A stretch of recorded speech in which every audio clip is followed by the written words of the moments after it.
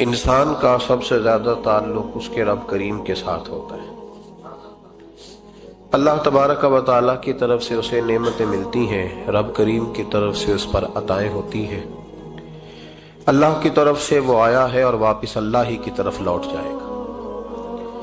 ابتدا بھی مالک کریم کی ذات ہے اور انتہا بھی اسی رب کریم کی ذات ہے۔ انسان دنیا میں جتنے بھی پیچ و تاب کرتا ہے، جتنی بھی دنیا داری کرتا ہے اور جتنے بھی معاملات میں وہ وقت گزارتا ہے، وہ سارے عارضی ہیں، وقتی ہیں، اور بہت ساری چیزیں تو صرف اور صرف دھوکہ ہیں اور دھوکے کے سوا کچھ بھی نہیں۔ اگر اس کا یہ ذہن بن جائے کہ میں نے اپنے تعلقات کو، اپنے معاملات کو اپنے رب کے ساتھ صحیح رکھنا ہے، تو جب اللہ کے ساتھ اس کے معاملات ٹھیک ہوتے ہیں تو بندوں کے ساتھ خود بخود ہی ٹھیک ہو جاتے ہیں۔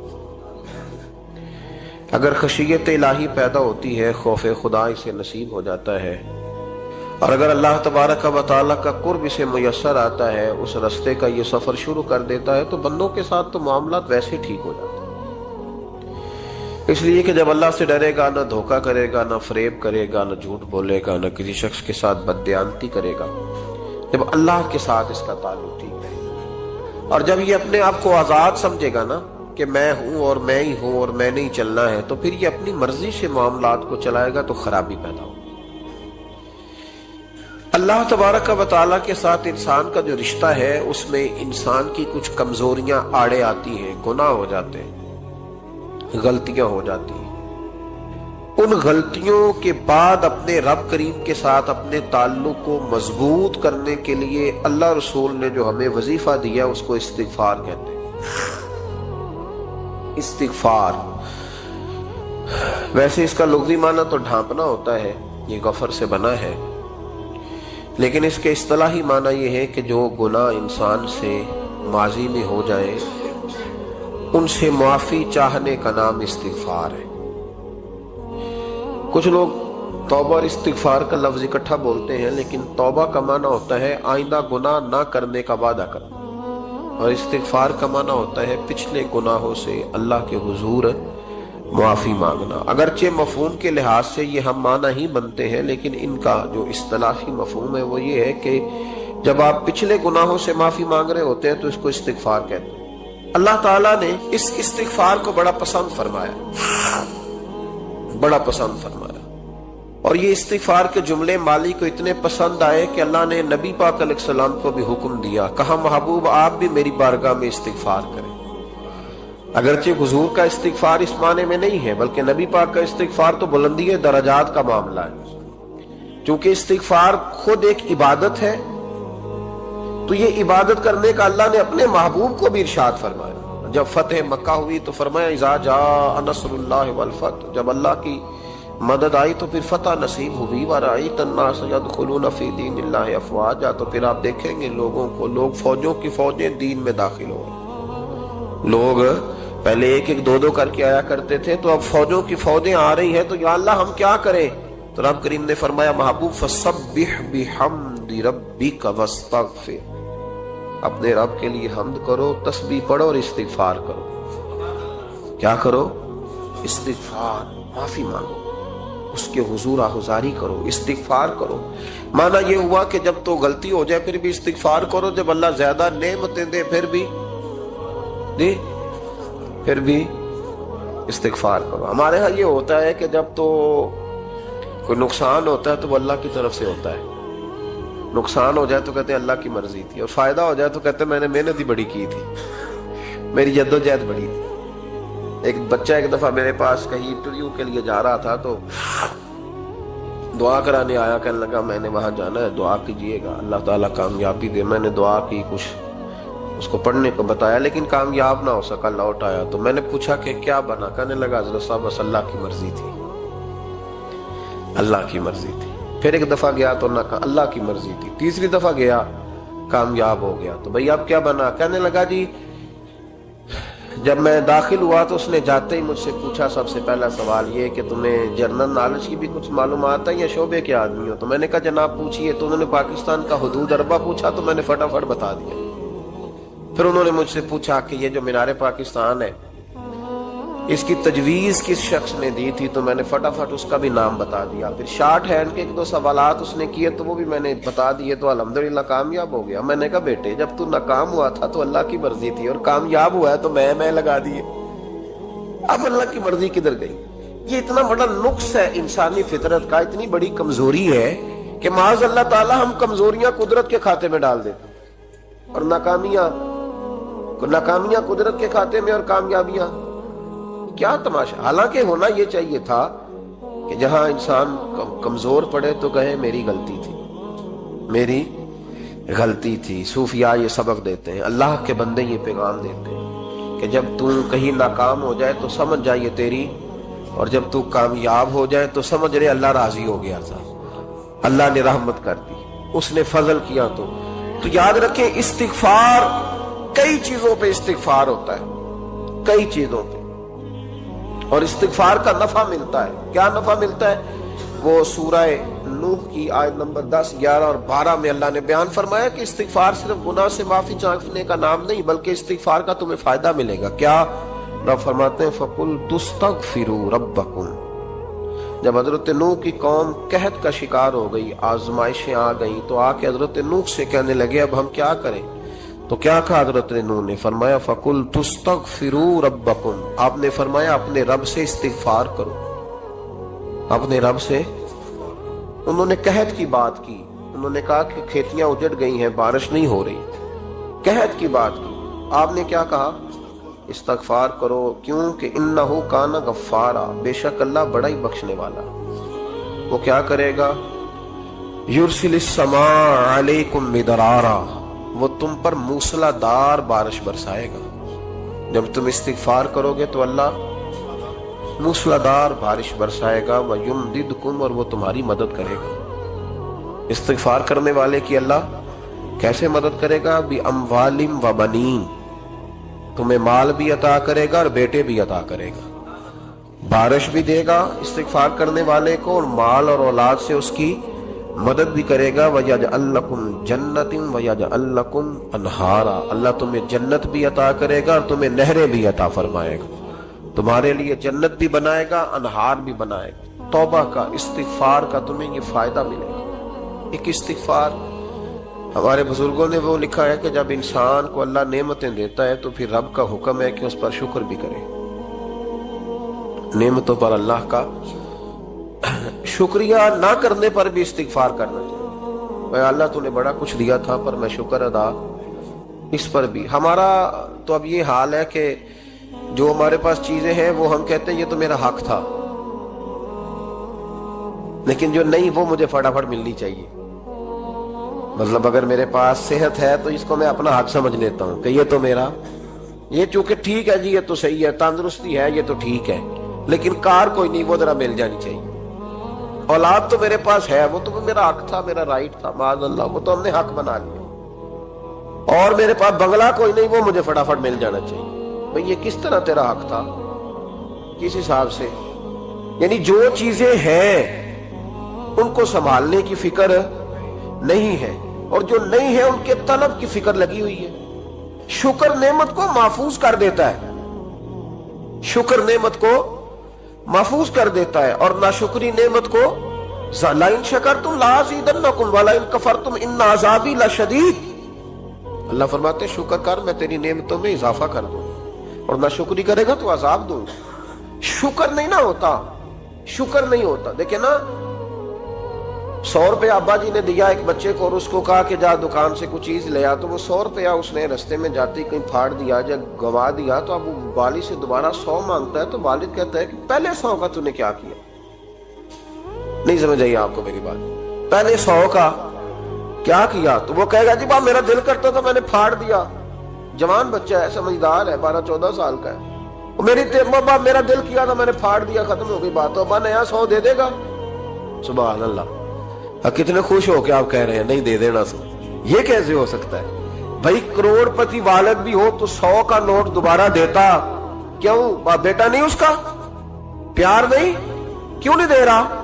وہ کہتا تو نے میرے پہلے 100 کی قدر نہیں ڈالی, نیا تجھے کیسے مل جائے؟ انہیں خیال ہی نہیں کیا, تو نے جدوجہد ہی نہیں کی. تو نے, حضرت مولا رومی نے مثال دی ہے जनाब रूमी फरमाते हैं कि बगैर मेहनत के लोगों को अल्लाह ने नेमतें दी हैं तो उन्होंने शुक्र ही नहीं अदा किया। अंधे से पूछ आंख की कदर क्या है, पूछ अंधे से, पूछ माजूर से कि टांगों पे चलना कितनी बड़ी नेमत है। कभी पूछ उससे जिसका मकान तो एक कनाल में है पर रोने वाला बच्चा कोई भी नहीं। पूछ उससे जिसकी जेबें दौलतों से भरी हुई है पर कोई नहीं कहता कि अब्बा 10 रुपए देना। पूछ ये कितनी बड़ी तकलीफ है। हजरत रूमी ने लिखा है, वो फरमाते हैं कि एक वालिद था, उसने बड़ी दौलत कमाई थी तो उसका बेटा बेदरेग ही उड़ाता रहता था। कभी इधर पैसे भगा दिए, कमाए नहीं थे ना, मेहनत नहीं ना की थी, कमाए नहीं थे। वालिद बड़ा समझाता था पर समझ नहीं आती थी। लेकिन उसके अब्बा के ज़हन में एक बात आई, वो कहने लगा बेटे यार मैं कंगाल हो गया हूँ, अचानक हालात खराब हो गए, एक आना मुझे चाहिए, दवाई खरीदनी है, कहीं से लेके आओ। उसने कहा अब्बा मसला ही कोई नहीं, यार ही बड़े हैं, बहुत सारे लोगों के साथ रात में जाता हूँ रोटी खाने होटल में, कई हैं जो मेरा इंतजार कर रहे होते हैं, फेसबुक वाले और जनाब वो सेल्फी वाले, बड़े सारे हैं जो कहते हैं तेरे बगैर गुजारा ही नहीं, बड़े हैं जो रोज सवेरे उठ के पहले मुझे अस्सलाम वालेकुम का मैसेज करते हैं, फिर उसके बाद किसी और से, बड़े हैं, कोई मसला ही नहीं। एक के पास गया, एक आना चाहिए, उसने दे दिया, ला के अब्बा को दिया तो अब्बा, घर के अंदर जो अमीर लोग होते थे घर में कुआं खुदवा लेते थे, अब्बा कुएं के किनारे बैठा था, जब बेटे ने आना ला के रखा तो उसने पानी में फेंक दिया। अगली सुबह फिर कहा बेटे एक आने की जरूरत है, दवा खरीदनी है। उसने कहा मिल जाएगा। 2 4 5 दोस्त अभी हैं बड़े मालदार, उनसे जाके कहा, एक से आना लाया, अब्बे ने फिर फेंक दिया, तीसरे दिन भी फेंक दिया, चौथे दिन भी, यार अब खत्म हो गए। कुछ आहिस्ता आहिस्ता दोस्तों को पता चल गया कि कंगाल हो गया, खबर फैल जाती है ना, अब भूखा हो गया। अब आहिस्ता आहिस्ता मोबाइल बंद होने लगे, आहिस्ता आहिस्ता जो है वो नंबर ब्लॉक होने लगा, हालात बिगड़ गए। अब जब उसे पता था कि यार तो अब दरवाजा खटखटाता हूं तो कहते हैं कि उसे कह दो मैं घर नहीं, अब्बा ने तो आना मांगना है और मैं बेदरेग दौलत अब्बा की उड़ाता रहा हूं, अब ये भी नहीं कह सकता कि मुझे देता कोई नहीं। शहर से बाहर निकल गया, सारा दिन मजदूरी की, जद्दोजहद की, कभी काम किया नहीं था, हाथों पे छाले पड़ गए। बड़ा मुश्किल होता है जिन लोगों ने काम ना किया हो, उन्हें करना पड़ जाए तो। तकलीफ का शिकार होके एक आना कमाया, शाम को लाके वालिद की हथेली पे रखा तो उसने फेंका ना जब कुएं में तो चीख पड़ा, कहने लगा अब्बा जी आप सियाने ब्याने बंदे हैं, रोज पैसे ला के देता हूँ, कुएं में फेंक देते हो, को करने वाली बात करो, नहीं दवाई खानी तो ना खाओ, जाया क्यों करते हो। बेटे को बाप ने थपकी दे के बिठा लिया, उसने कहा बेटा मैंने पहले दिन तो नहीं फेंका, तो 7वां दिन है, मैं रोज फेंकता हूं, आज तेरी चीखें क्यों निकली। कहने लगा अब्बा पहले उधार के थे, आज मजदूरी के हैं। नहीं समझ आई बात, पहले बोलिए और आज मेरी मेहनत है, मजदूरी है, जद्दोजहद है। तो वालिद कहने लगा बेटे यही मैं तुझे समझाना चाहता था, वो मेरे भी मेहनत के हैं जो तुझ रोज यारों को खिलाता है, मैंने बड़ी जद्दोजहद से जमा की है, मैं कंगाल नहीं हुआ, सिर्फ तुझे समझाना था। ओ भाई ये आंखें तेरी मेहनत की नहीं ना, इसलिए तू शुक्र नहीं अदा करता, ये वजूद, ये टांगे, ये शऊर, ये तेरी जद्दोजहद का नहीं, जो अकल की दौलत अल्लाह ने दी है ना, ये तेरी मेहनत की नहीं। अगर मेहनत की होती तो तू सजदे में पड़ा रहता, तू ख्याल करता, अल्लाह ने आंखें दी है कुरान देखने के लिए, जब कोई किसी गंदी चीज को देखता है तो नाशुक्री करता है, जब गलत तरफ उठाता है ये चीजें तो नाशुक्री करता है। साहिबो याद रखना और इस पर जरूर गौर करना कि जब नेमतों का शुक्र अदा न किया जाए तो फिर हमें इस्तिगफार का हुक्म दिया गया है। फिर क्या करना है हमने, इस्तिगफार के, या अल्लाह हम तेरी नेमतों का शुक्र अदा नहीं कर सके तो हमें माफ फरमा दे, तो हमसे दरगुजर फरमा, माफ फरमा। एक इस्तिगफार इस बात का है कि देखे ना, ये रसूल पाक अलैहिस्सलाम का फरमान, ये हदीस इमाम राजी ने लिखी है, और नबी पाक की फरमान के लिहाज से जो चीज हमारे सामने आए ना, उस पर हमारी आंखें भी खुल जानी चाहिए, दिल भी खुल जाना चाहिए कि कोई खास ही बात थी जो हुजूर ने बयान फरमाई सल्लल्लाहु अलैहि वसल्लम। सरकार दो आलम अलैहिस्सलाम ने फरमाया एक आदमी ने 500 साल बगैर रियाकारी के अल्लाह की इबादत की। कितने साल? 5 साल नहीं होती बगैर रियाकारी की।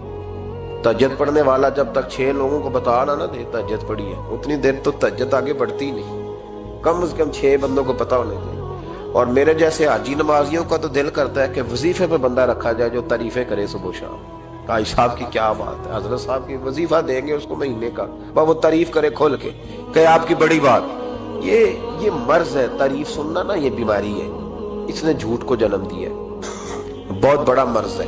حضرت سعدی نے اس پر بہت بڑے مقالہ جات لکھے اور فرماتے ہیں یہ مرض کچھ لوگوں میں بہت زیادہ ہوتا ہے۔ ایک امیروں میں، امیر لوگ ناراض نہ ہو جائیں پر انہوں نے کہا ہے تو کوئی حکمت ہوگی نا، امیروں میں تعریف سننے کا مرض بہت زیادہ ہوتا ہے۔ فرماتے ہیں ایک بادشاہوں میں اور تیسرا عورتوں میں، ان میں یہ بیماری بہت زیادہ ہوتی ہے۔ کوئی تعریف نہ کرے تو خود اپنی کرنی شروع کر دیتے ہیں، خود ہی کہہ دیتے ہیں کہ وہ کیا بات سی، میرے ابا جی تے وہ تے 100 وال چلدا سی تے 150 بندہ ٹکر کر، ابا جی دی چھڑ تو دس تیرے کنے چل دے، تیرے کو کنے بندے روٹی کھانے، اپنی بات کرنا۔ اقبال کہتے تھے تو وہ آباد تمہارے ہی مگر تم کیا ہو، ہاتھ پہ ہاتھ درے منتظر فردہ، ابا جی کی دادا جی کے چھوڑ اپنی کر، ہمیں تو تیرا پتہ ہے تو اپنی بات کر، تیرے اندر بھی کوئی چیز ہے کہ نہیں۔ ابا دادا تو سب کے بڑے ہیں، حضرت آدم کی اولاد ہے تو حضرت آدم نبی تھے، باپ دادا تو سب کے بڑے بڑے ہی ہیں، بات یہ ہے کہ اپنی بات کرنی چاہیے نا۔ تو یہ بیماری ہے، یہ نقص ہے۔ 500 سال بغیر ریاکاری کی عبادت، اور بیان میرے نبی کریم علیہ السلام فرما رہے ہیں 5، بولیے، یہ بہت بڑا مسئلہ ہے، دکھاوا نہ ہو، ریاکاری نہ ہو۔ ہم مجالس میں جاتے ہیں نا جناب، محافل میں تو لسٹ ملتی ہے، یہ چودھری صاحب نے صدارت ہے، انہوں نے خصوصی تعاون کیا ہے، تو یہ فلانے صاحب ہے تو ان کا بھی نام لینا ہے۔ تو میں کبھی کبھی کہہ دیتا ہوں کہ یار آپ نے تو کہا تھا یہ نبی پاک کی تعریف کی محفل ہے، اور یہاں آپ نے لسٹ لگا دی ہے پوری تعریف کرنے والوں۔ کچھ ضروری ہے کسی کا نام لینا اور اس کا جناب ذکر کرنا اور اشتہار پہ اس کی فوٹو آنا، یہ کچھ ضروری ہے؟ ویسے بھی کوئی اچھا لگتا ہے کہ نبی پاک کے نام کی محفل اور میں کہوں میں صدارت کر رہا ہوں؟ ڈرنا چاہیے نا مجھے اللہ تعالیٰ، حضور کی محفل اور میری صدارت، اس پر کبھی غور کریں۔ اگر کوئی راہ طریقت کا مسافر ہوگا تو تڑپ جائے گا کہ نبی پاک کے نام کی محفل اور سرپرستی ایک ایسے آدمی کی جس کو وضو تک نہیں کرنا آتا، چھ مالا دار، وہ دھندا ہے معاذ اللہ تعالیٰ، جس کا جو دل کرے وہ کرتا جائے۔ 500 سال بغیر ریاکاری کی عبادت کی، 5 بڑا مشکل ہوتا ہے۔ حضور فرماتے ہیں یہی بندہ جب اللہ کے حضور کھڑا کیا جائے گا تو رب کریم اس سے کہے گا کہ چلو اس کو میرے فضل سے جنت میں لے جاؤ۔ تو عرض کرے گا مالک فضل تو ٹھیک ہے پر 500 سال لگائے میں نے، 5۔ وہ مولوی صاحب میری طرح کے بیچارے جو امام مسجد ہوتے ہیں نا تو وہ بھی کہتے ہیں جب میں آیا تھا تو 30 بچے تھے مسجد میں، اب 80 ہو گئے۔ اور بھائی یہ بندوں کو بتانے کی کیا ضرورت ہے، یہ تو اللہ کی رضا کے لیے ہے نا، تو چھوڑ اس میں اتنا تذکرہ کرنے کی کیا حاجت ہے۔ 500 سال جس نے لگائے، بول پڑا یا اللہ 500 سال لگائے اور تو کہتا ہے کہ اس کو میرے فضل سے لے جاؤ۔ تو رب کریم نے فرمایا چلو کوئی نہیں، پھر انصاف کر لیتے ہیں، الٹی آنکھ کی روشنی نکال کے ترازو کے ایک پلڑے میں رکھو اور 500 سال کی بغیر ریاکاری کی عبادت دوسرے پلڑے میں رکھو۔ کبھی اس مریض سے پوچھنا جس کو ڈاکٹر کہہ دیتا ہے کہ تیری آنکھ کا علاج نہیں ہو سکتا، بے بس ہوتے ہیں ڈاکٹر، جواب دے جاتا ہے شعور۔ پوچھ کبھی اس شخص کو، کہتے ہیں بس جناب اب آپ اپنی آنکھیں موجود ہونے کے باوجود آپ دیکھ نہیں سکتے، اتنی موٹی آنکھ لگی ہوئی ہے، لیکن روشنی اللہ چاہے تو دیتا ہے، نہ چاہے تو نہیں دیتا۔ 5 ایک آنکھ کی روشنی ایک پلڑے میں رکھ لو اور دوسرے میں 500 سال کی عبادت رکھ دی، اللہ اکبر۔ تو رب کریم نے فرمایا اب تولو، جب تولی تو وہ عبادت تھوڑی تھی اور ایک نعمت زیادہ تھی۔ اللہ نے فرمایا یہ تو بھائی اس کو تو 500 سال دیے تھے، یہ تو ایک نعمت کا شکر نہیں ادا کر سکا، پکڑو اس کو دوزخ میں ڈالو۔ ایک کر کے کیا آیا ہے، پکڑو جہنم میں ڈالو، اس کو لے چلو۔ ترمذی شریف کے لفظ ہیں، نبی پاک نے ہمیں سمجھایا اور ایک جملے میں ساری بات ختم کر دی۔ حضور فرمانے لگے تو اللہ کی تھوڑے دیے ہوئے رزق پہ راضی ہو جا، وہ بھی تیری تھوڑی عبادت سے راضی ہو جائے گا۔ اور اگر تیرا پروگرام ہے نا لمبی چوڑی جائیدادوں کا تو پھر سجدے بھی لمبے کر، پھر لمبے کرنا تو بھی۔ یہ کیا بات ہوئی، یہاں جتنی دولت بڑھتی جاتی ہے عبادت سکڑتی جاتی ہے، وقت ہی نہیں، ٹائم ہی نہیں، یہ بڑھا پھر۔ تو جب دوزخ میں جانے لگا نا تو پھر خیال آیا، تو حضور فرماتے استغفار کرنے لگا، کہنے لگا اللہ میں بھول گیا تھا، اللہ مجھے غلطی لگ گئی، استغفار کر رہا۔ تو جب اس نے استغفار کیا تو رب کریم تو پہلے ہی بڑا قبول کرنے والا ہے، یا اللہ میں بھول گیا تو فرمایا چلو جو استغفار کرے اسے تو میں ویسے ہی معاف کر دیا کرتا ہوں، اسے بخش دو، اسے میرے فضل سے جنت میں لے جاؤ۔ پہلا استغفار ہمارے بزرگ نے ایک مراقبہ کراتے تھے. مراقبہ ان فی خلق السماوات والارض واختلاف اللیل والنہار لآیات لأولی الالباب. مراقبہ ہوتا تھا اللہ کی نعمتوں پر غور کرنے کا نام. تو اکیلا بیٹھ، گردن جھکا اور غور کر خدا کا فضل کتنا ہے اور میری اس میں محنت کتنی، اس کا شمار کر. اس طرح کر کے 2 خانے بنا، ایک خانے میں اللہ کی نعمت رکھ اور دوسرے میں پھر اپنی محنت رکھ. اس کو کہتے ہیں مراقبہ. یہاں سے مراقبہ سٹارٹ ہوتا ہے. اور اگر تو شکر ادا کر رہا ہے تو پھر ٹھیک ہے، ورنہ پھر استغفار کر، پھر اللہ کے حضور معافی مانگ، پھر اس کے حضور آہوزاری کر، پھر اس سے کہہ کہ وہ معاف کرے. ہم لوگ یہ والا مراقبہ نہیں کرتے، اس لیے جو چیز ہے وہ تو میرا حق تھا، مجھے فٹافٹ دوسری بھی چاہیے. استغفار کریں اس لیے کہ ہم شکر ادا صحیح طور پر کر سکے. اور اس کے بعد دوسرا استغفار اس وقت ہوتا ہے اللہ اکبر کہ جب انسان باشعور زیادہ ہو پر بے عمل بھی اتنا ہی زیادہ ہو، اسے بھی استغفار زیادہ کرنا چاہیے. اب میرے سمیت کسی بھی آدمی کو چھیڑیں گے نا تو دنیا اور مافیہ کی وہ باتیں کرے گا، لیکن جب اس کا عمل دیکھا جائے گا تو کچا سا، پلپلا سا، کمزور سا.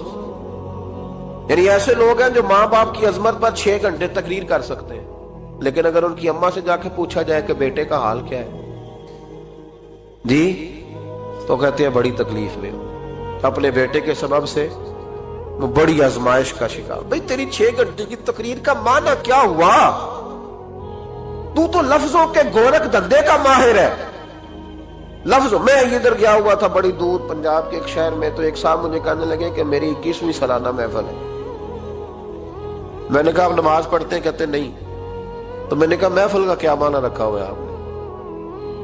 یہ کیا ہے؟ رسم ہے؟ فلاں بہت بڑے عالم کو میں نے بلایا، فلاں کوئی بلایا، فلاں نعت کا. یہ کیا ہے؟ اگر تو نمازی نہیں آج تک، اس کو کیا سمجھتا ہے تو؟ میرے بھی فلاں بزرگ سے بھی تعلقات ہے، تو نے کیا حاصل کیا ان سے؟ تعلقات کا کیا مطلب ہوتا ہے؟ فوٹو آتی ہے ساتھ، اخباروں میں تصویر لگ گئی، فیس بک پہ آ گیا کہ میں ان سے ملا ہوں، اتنا تعلق ہے؟ یہاں تو بھائی خوشبو کے قریب سے بندہ گزر جائے تو خوشبو آنے لگ جاتی. انہیں پایا کیا؟ شعور ہونا اور عمل نہ ہونا بہت بڑی مصیبت ہے. اس سے اللہ کی بارگاہ میں استغفار کرنا چاہیے. یعنی انسان کو عقل ہو، پتہ ہو، خبر ہو، اور اس کے پاس دھیلے کا عمل نہ ہو. اس کو 3400 حدیث آتی ہو کہ نماز نہ پڑھنے والے کی سزا یہ ہے، پھر بھی نہ پڑھے تو سزا ہے کہ نہیں اللہ کی طرف سے؟ حضرت رومی رحمت اللہ علیہ فرمایا کرتے تھے بہت سارے بندوں کو اللہ سارا کچھ دیتا ہے، مسجد آنے کی توفیق نہیں دیتا. معنی یہ ہے کہ اللہ ان سے ناراض ہے. وہ کہتے ہیں کہ میں بڑا سمارٹ ہوں. تو عقل ہونا اور عمل نہ ہونا، اس پر بھی استغفار کرنا چاہیے. شعور ہو اور انسان کو عمل کی توفیق. یار ساری زندگی گورکھ دھندے میں گزر گئی لوگوں کی، لفظوں کے بڑے ماہر رہے، اور میں ایسے لوگوں کو دیکھتا ہوں تقریریں 6 گھنٹے، او ہو 9 گھنٹے کی تقریریں سنتے ہیں، بیٹھتے ہیں مجالس میں. نماز کا وقت آتا تو مصیبت بن جاتا، بھاگتے جان چھڑاتے. مسجد کی حاضری 20 منٹ کی بھی صحیح نہیں دے سکتے. کیا ہے یہ کیوں بوجھ بن گیا تیرے اوپر؟ غور کر، ڈر اللہ سے. میرے نبی کریم علیہ وآلہ وسلم نے ارشاد فرمایا قیامت کے دن کچھ لوگ کئیوں کی بات سن کے جنت میں چلے جائیں گے. اللہ تعالی ہماری پردہ پوشی عطا فرمائے. کہا کچھ تبلیغیں کرنے والے دوزخ کے دروازے پہ کھڑے ہوں گے تو وہ جنتی کہیں گے کہ مولانا پیر صاحب ہم تو آپ کی بات سن کے جنت میں جا رہے ہیں، تو آپ یہاں کیوں کھڑے ہیں؟ تو وہ کہیں گے ہائے افسوس، میں کہتا تو رہا پر عمل نہ کر سکا. میں عمل، اس سے مراد صرف ممبر میں بیٹھنے والا مولوی نہیں، اس سے ہر وہ شخص مراد ہے جو نصیحتیں تو بڑی کرتا ہے لیکن خود عمل وہ بہت بڑا الفاظ کا ذخیرہ رکھتا ہے، پر عمل کے لیے 2 سجدے بھی صحیح طریقے سے دے سکتا. پھر وہ استغفار کرے، پھر وہ اللہ کی بارگاہ میں معافی مانگے، پھر وہ توبہ کرے. اس لیے کہ جو جتنا بڑا ہوتا تھا نا، اس پہ خشیت بھی اتنی زیادہ طاری ہوتی، اس پر خشیت بھی اتنی جتنا. حضرت عمر فاروق رضی اللہ تعالیٰ عنہ کو زخم لگ گیا، شدید زخم لگا، آپ آ گئے، بڑی زیادہ خون بہ گیا ہے، بہت سارے صحابہ آپ کے گرد جمع ہو گئے، حضرت عبداللہ ابن مسعود بھی آ گئے، تو جناب عمر رونے لگ گئے۔ اب تو رونا آتا ہی نہیں لوگوں۔ حضرت محی الدین ابن عربی کہا کرتے تھے جس کو پورا ہفتہ ہو گیا نا وہ طریقت کا مسافر بھی، جاگ رہے ہیں آپ حضرات؟ کہتے تھے جس کو پورا ہفتہ ہو گیا نا طریقت کا مسافر بھی ہے، پر اللہ رسول کی یاد میں رویا نہیں۔ فرماتے تھے مجھے تو اس کے ایمان پر شک ہونے لگ گیا کہ 8 دن ہو گئے اسے خیال ہی نہیں آیا۔ حضرت عمر میدان میں جس شخص کے کبھی پاؤں نہیں لڑکھڑائے، اللہ رسول کی بات آتی تھی تو دریا بہتے تھے آنسو، یہاں حال ہی کوئی نہیں۔ خشک خشک جملے اور جناب موٹے موٹے تراشے ہوئے فکرے اور لفظوں کی ہیرا پھیری، اس کے علاوہ کوئی چیز نظر ہی نہیں آتی۔ حضرت عمر رونے لگے، آخری وقت ہے، تڑپ رہے ہیں، آنسو بہ رہے۔ حضرت عبداللہ ابن مسعود آ گئے، انہوں نے کہا عمر تیری ہجرت بھی بڑی باکمال تھی، تیرا اسلام قبول کرنا بھی بڑا ہی باکمال تھا، حضور بھی تجھ سے ہمیشہ راضی رہے۔ عمر تو روتا کیوں ہے یار؟ بات تو یہ ہے کہ جب تو نے خلافت سنبھالی تو پھر تیرے طریقے بھی باکمال ہی تھے، اور جب تو میدان میں اترتا تھا پھر بھی تیرے معاملات باکمال تھے، اور جب تو مال غنیمت بانٹتا تھا پھر بھی تو باکمال۔ یار ہر موقع پہ تو باکمال تھا تو جاتے دفعہ روتا کیوں ہے؟ ان کا استغفار دیکھو، ان کی توبہ دیکھو۔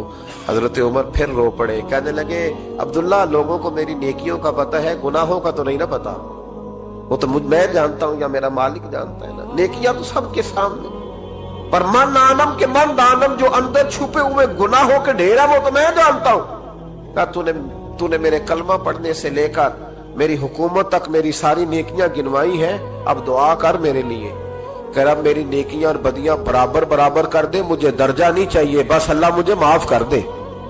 درجوں کی ضرورت نہیں ہے، یہاں تو لوگ درجات لے کے بیٹھے۔ حافظ کہتا ہے کہ میں جتنے آیتیں ہوں گی اتنے میرے درجے بلند ہوں گے، پہلے درجوں والا کام تو کوئی کرنا۔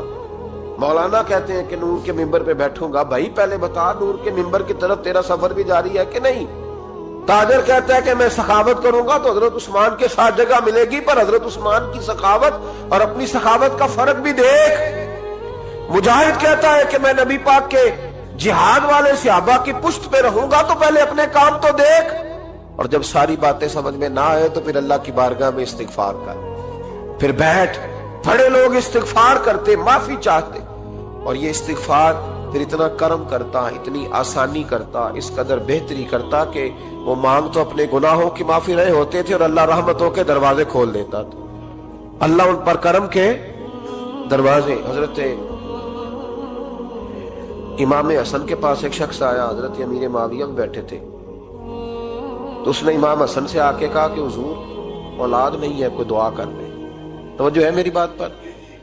اب بھی لوگ پیروں کے پاس آتے ہیں نا ماشاءاللہ سے، اللہ خیر فرمائے، تو پیر صاحب اگر وظیفہ بتائیں تو وظیفہ چونکہ پڑھنا پڑتا ہے وہ کام مشکل ہے، زیادہ تعویذ تو پیروں نے بھی اب ماشاءاللہ بڑی ترقی کر لی، انہوں نے بھی تعویذ چھپوا کے رکھ لیے۔ کون لکھے اتنے تعویذ؟ جو کہ ہر مرید کو تو تعویذ چاہیے، انہوں نے نا جی تعویذ پکے چھپوا لیے، کچھ نے مورے بنوا لیے۔ دیکھتا رہتا ہوں، میرا شعبہ ہے نا، میں دیکھتا رہتا ہوں کہ مور لگائی، اس کو باندھا، اللہ خیر کرے۔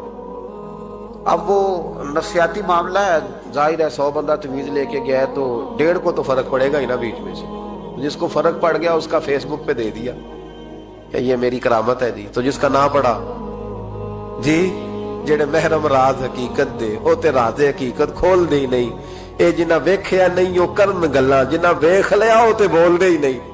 ہمارے ایک حضرت تھے تو ان کے پاس ہم بیٹھے تھے، نیک آدمی، تو تعویذ دیا تو مرید کہنے لگا حضور دوبارہ کب آؤں؟ کہنے لگے فرق پڑ گیا تو آ جانا، نہیں تو کہیں اور چلے جانا۔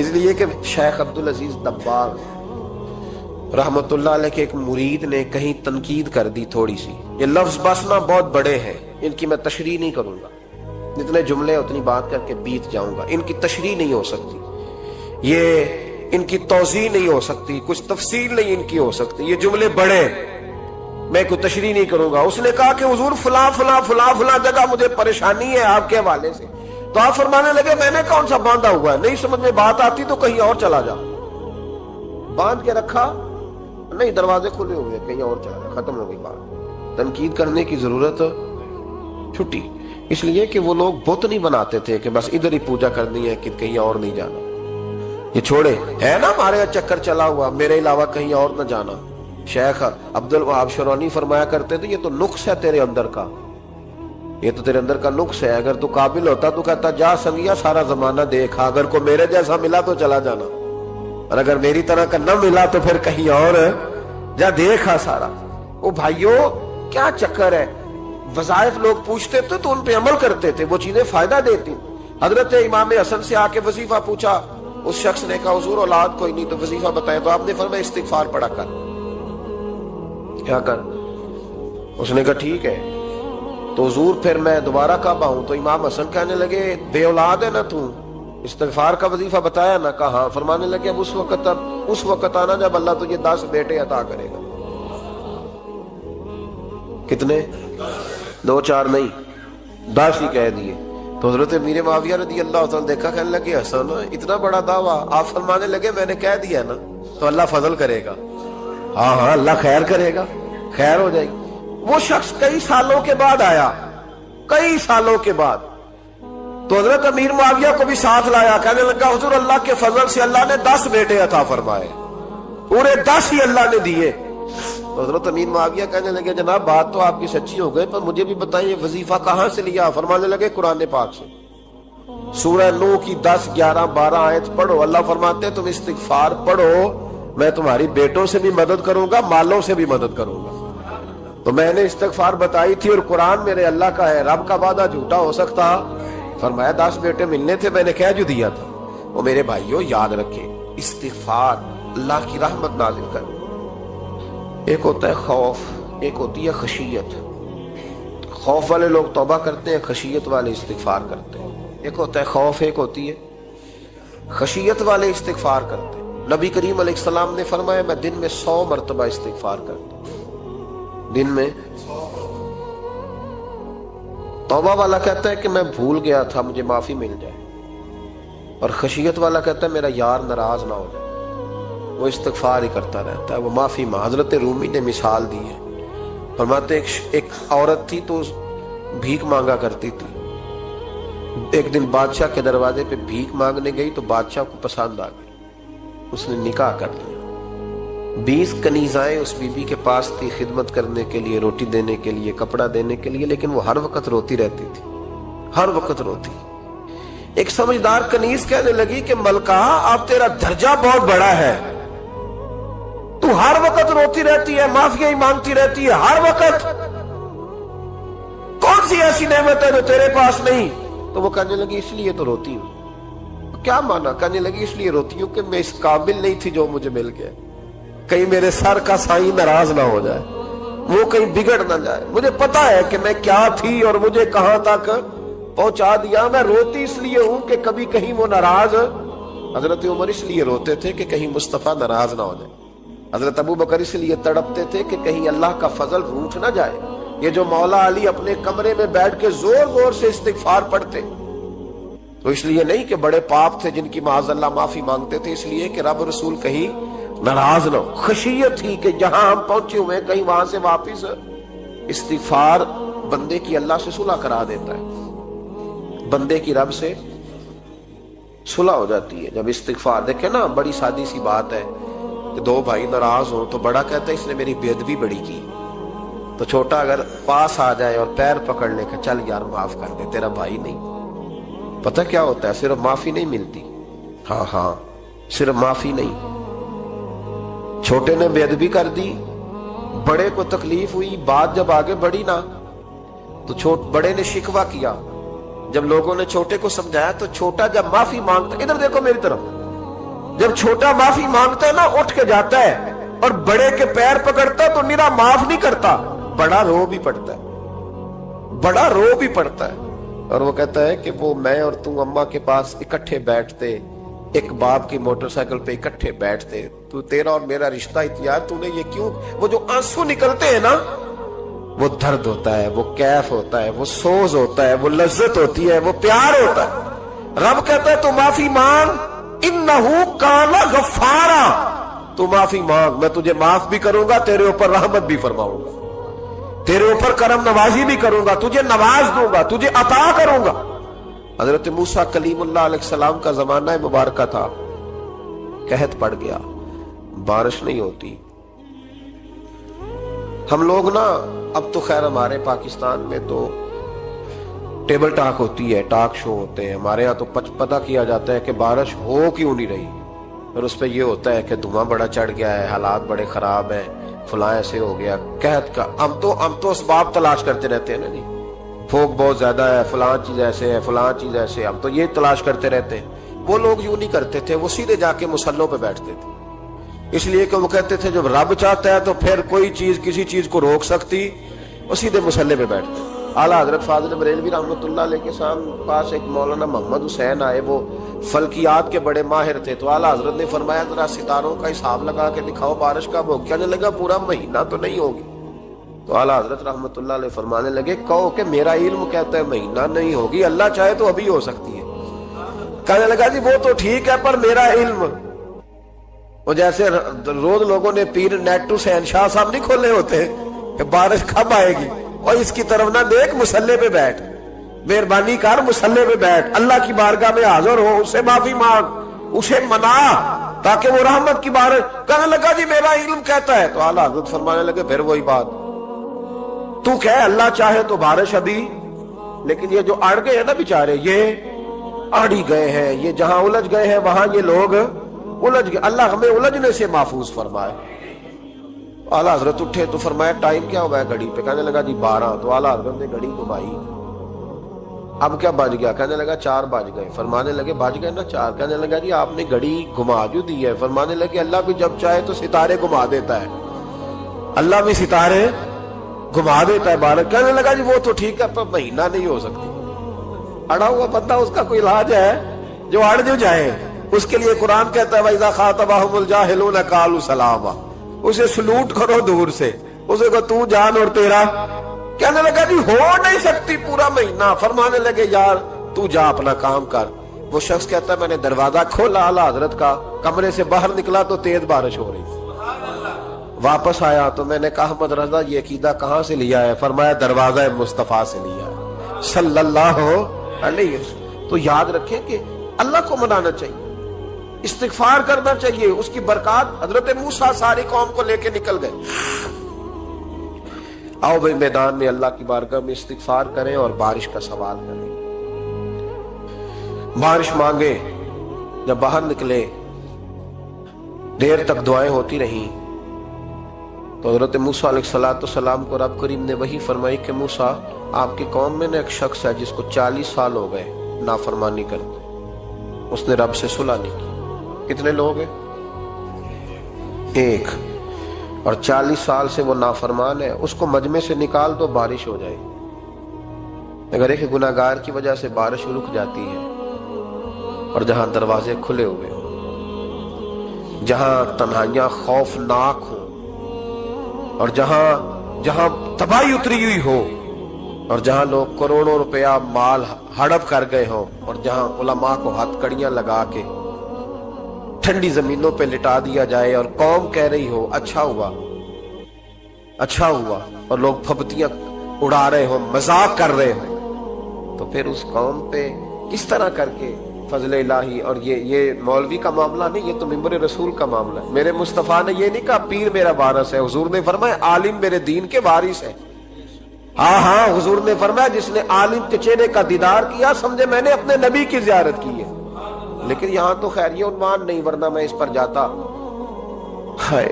وہ کہا ایک بندہ ہے 40 سال سے اللہ کی نافرمانی کر رہا ہے، وہ اگر نکل جائے تو بارش ہو جائے گی۔ حضرت موسیٰ نے اعلان کر دیا بھی ایک شخص ہے، وہ اگر نکل جائے تو بارش ہو جائے گی۔ پتہ تو ہوتا ہے نا سب، مجھے بھی پتہ ہے کہ میں اندر سے کیسا ہوں، اور آپ کو بھی خبر تو ہوتی ہے نا جی۔ جب بات ہو رہی ہوتی ہے تو پھر پتہ تو چلتا ہے نا کہ بات کہاں جا کے سیٹ ہو رہی ہے، پتہ چلتا ہے نا۔ اسے بھی چل گیا پتہ، اب اندر ہی اندر رونے لگا۔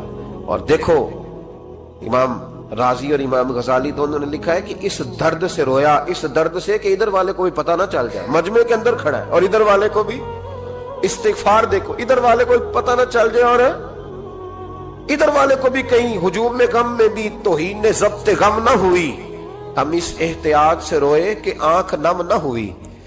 ہجوم میں غم میں بھی توہین نے ضبط غم نہ ہوئی، ہم اس احتیاط سے روئے کہ آنکھ نم نہ ہوئی۔ روئے بھی پر کسی کو آنسو نہیں دیکھنے دیے، اب اس درد سے کہتا ہے اللہ تو تو معاف کرنے والا ہے نا، تو تو معاف کرتا ہے، پردہ پوشی کرتا ہے، اور مالک اگر لوگوں کو پتہ چل گیا تو میرے تو بچوں کا بھی جینا حرام کر دے، یا اللہ میری تو آنے والی نسل بھی تڑپ کے وقت گزارے گی۔ مالک تو معاف کر دیا کرتا ہے، لوگ نہیں معاف کرتے، اے اللہ یہ میری خوبیاں بھول جائیں گے، میری خامیوں پر بات، مالک میں یہ ذلت نہیں برداشت کر سکتا، فضل فرما۔ حضرت موسیٰ نے دوبارہ اعلان کیا، نکلتے ہو کہ نہیں نکلتے؟ پھر تڑپا، خدا بندہ مجھے بے آبرو نہ کر، یہ ذلت اور رسوائیاں یہ نہیں برداشت ہوتی، اللہ درگزر۔ حضرت موسیٰ نے تیسرا اعلان کیا، نکلتا ہے یا میں پھر اس کا نام لوں؟ اللہ سے پوچھ کے نام لوں اس کا، بتاؤ کون ہے؟ اب تو تڑپ گیا، کہنے لگا مالک میں تیری بارگاہ میں استغفار کرتا ہوں، آئندہ نہیں کرتا، آئندہ نہیں کرتا۔ یہ لفظ ادا کیے، بندہ کوئی بھی نہیں نکلا، رب کریم نے بارش عطا کر دی، تیز بارش، جب برسی نا تیز بارش، لوگ تو نہیں دیکھ کے دوڑ گئے، تو حضرت موسیٰ کہنے لگا یا اللہ مجھے بھی تو بتا، تو نے کہا تھا کہ جب تک بندہ نہیں نکلتا بارش نہیں ہوگی، تو نکلا کوئی بھی نہیں، بارش ہو گئی، ماجرا کیا ہے؟ تو رب کریم نے فرمایا موسیٰ بس اس نے مجھ سے صلح کر لی، اس نے مجھ سے صلح کر لی۔ اور امام غزالی نے لفظ لکھے، حضرت موسیٰ نے پوچھا، حالانکہ اللہ اپنے نبیوں کو غیب کے خزانے دیتا ہے، پوچھا کہ اے اللہ مجھے اس کا نام بتا دے، تو رب کریم نے فرمایا موسیٰ جب گناہگار تھا تب نہیں کسی کو بتایا، جب پاپی تھا تب نہیں بتایا، جب مجرم تھا تب نہیں بتایا، اب کیسے بتا دوں؟ فرمایا اس کی میری صلح ہو گئی ہے، اور فرمایا جو بارش نہیں نہ ہو رہی تھی وہ بھی اس کی وجہ سے نہیں ہو رہی تھی، اب جو ہوئی ہے نا تو یہ بھی اسی کی وجہ سے ہوئی ہے، یہ بارش اب جو ہوئی ہے تو یہ بھی یہ اس گناہگار کے سبب سے۔ اپنی راتیں اللہ کے ساتھ گزارے، مصلی پہ بیٹھے، میرے صاحب رحمۃ اللہ علیہ سے جب کو کہتا نا کہ بڑا پریشان ہوں تو کچھ بتائیں، تو فرماتے آج رات مصلی پہ بیٹھ کے اپنے رب سے بات کرنا، میں بھی بات کروں۔ بندوں کو دکھ بتانے سے عزت میں کمی آتی، اور اگر اللہ کو بندہ اپنے دکھ بتائے تو اللہ عزتیں بڑھا دیتا ہے۔ ترمذی شریف کی حدیث ہے، نبی پاک علیہ السلام نے فرمایا اگر تو دنیا داروں کو دکھ بتائے گا تو اللہ تجھے غنی نہیں کرے گا، اور اگر تو اپنے رب کو بتائے گا تو اللہ بڑی جلدی تجھے دنیا سے بے نیاز کر دے، تجھے لوگوں کی ضرورت نہیں رہے گی۔ استغفار کریں، کثرت سے کریں، ذوق سے کریں، مصلی آباد رکھیں، ہر شے دیکھو نا، جس طرح کھانے کی میز آباد رہتی ہے، بستر آباد رہتا ہے، ہمارے دیگر معاملات، اگر مصلی نہ آباد رہے تو روح بے چین رہتی، طبیعت بے قرار رہتی۔ انسان میں نے دیکھا ہے بڑے بڑے سمجھدار لوگ پاگلوں جیسی زندگی گزار رہے ہیں، بولتے جا رہے ہیں، بولتے جا رہے ہیں، بولتے جا رہے ہیں، ایسے کسی کو کوئی خبر کہ 6 فون اٹھائے ہوئے ہیں، ایسے جیسے ڈسٹرب ہو گئے مینٹلی طور پر۔ وجہ کیا ہے کہ ان سے جان نہیں چھڑاتے۔ کبھی سارے موبائل بند کر کے نا، سارے بچے ہر چیز سائیڈ پہ کر کے مصلی پہ بھی آنا چاہیے، اور مالک تو بڑا ہی کریم ہے، اللہ تو بڑا ہی کنز المال کی حدیث سنا کے بعد سمیٹتا ہوں۔ نبی پاک صلی اللہ تعالی وسلم فرماتے ہیں ایک شخص تھا بنی اسرائیل میں، بڑا مالدار تھا، تو پھر اس پہ غربت آ گئی، جب غربت آئی تو رو پڑا، کہنے لگا اے اللہ میں غریب ہو گیا ہوں، میری مدد فرما، میں نے بڑی نافرمانی کی ہے تیری۔ مالدار جب تھا تو بڑی موج کا، یا اللہ میں نے بڑی اب نہیں کروں گا، مجھے اس غربت سے نکال۔ تو اللہ نے فرشتوں سے کہا کہ دے دو جو مانگتا ہے، تو فرشتے کہنے لگے یا اللہ یہ توبہ کر کے نہیں آیا، ڈر کے نہیں آیا، یہ تو الجھ گیا تب آیا ہے، یہ تجھ سے ڈر کے ہوتا ہے نا ایسے کہ لوگ اللہ سے نہیں ڈرتے جتنا غربتوں سے معاذ اللہ ڈرتے، یا اللہ یہ تو وہ الجھ گیا تب آیا۔ تو اللہ نے فرمایا پتہ مجھے بھی ہے لیکن آ تو گیا ہے، چلو دے دو۔ تو کہا یا اللہ اگر دے دیا تو دوبارہ نہیں آئے گا، فرمایا اس کا بھی مجھے پتا ہے، تم دے دو۔ اسے دے دیا، جب دولت مل گئی نا تو کہنے لگا اوہو وہ تو میں نے اس طریقہ سے استعمال کیا اس لیے کامیاب ہو گیا۔ پھر کچھ وقت گزرا تو پھر الجھ گیا، پھر قرضے چڑھ گئے، پھر سارے علاج کہنے لگا یا اللہ اب نہیں کرتا، اب معاف کر دے۔ 70 دفعہ توبہ کی اور 70 دفعہ توڑی۔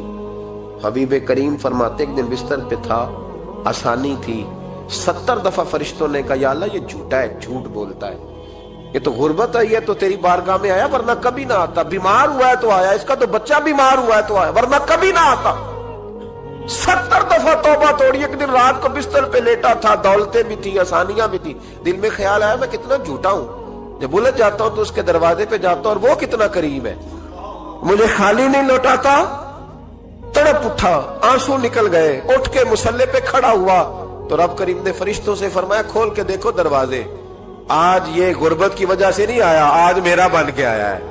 तो या अल्लाह पहले तो दौलत देता था, आज क्या देगा? तो महबूब फरमाते, अल्लाह फरमाते हमने इसे बगैर हिसाब किताब जन्नत अता करो।